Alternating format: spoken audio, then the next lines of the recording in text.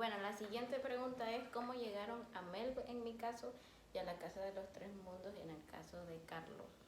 Qué raro decirte Carlos. Es que siempre le digo Carlitos. Bueno, en mi caso, yo empecé a los 8 años en un conservatorio de música, de la manera más académica posible. Entonces, cuando tenía como 14 años, me acuerdo que fui a un concierto que era de música en los barrios. Y me acuerdo haber visto a la profe Reina dirigiendo el coro, a todo el mundo tocando, flauta dulce, a los pequeñines cantando en el coro. Y me dio así mucha ternura. Entonces yo dije, yo quiero ese ambiente, quiero un ambiente diferente al que yo tenía como muy académico y estricto en el conservatorio. Entonces, y me acuerdo que en ese momento yo pensé una frase y era, aquí se respira amor, o sea, porque se veía eso. Bueno, el siguiente año llegó William a estudiar al conservatorio. Él ya era parte de música en los barrios, pero llegó a recibir clases de violín al conservatorio, que era el lugar donde yo estaba desde pequeña.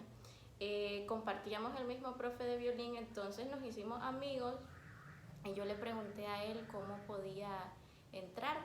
Y bueno, él ya me ayudó, hice contacto con los profesores y entonces empecé a ir a clases de flauta dulce.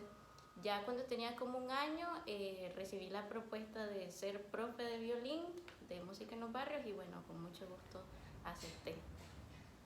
Bueno, en mi caso, como había contado anteriormente, yo entré a una casa de cultura, en una escuela de música en mi pueblito. La enseñanza en sí no fue verdaderamente formal y como en mi familia había mucha música popular, comencé a tocar mucho al oído y de manera un poco autodidacta.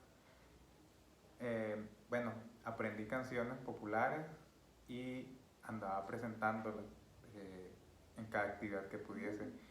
Una vez los pintores de esa Casa de Cultura de San Marcos fueron a presentar a Granada, en la Fundación Casa de los Tres Mundos, una serie de pinturas, una colección de pinturas que habían hecho y me pidieron que si podía llegar a tocar.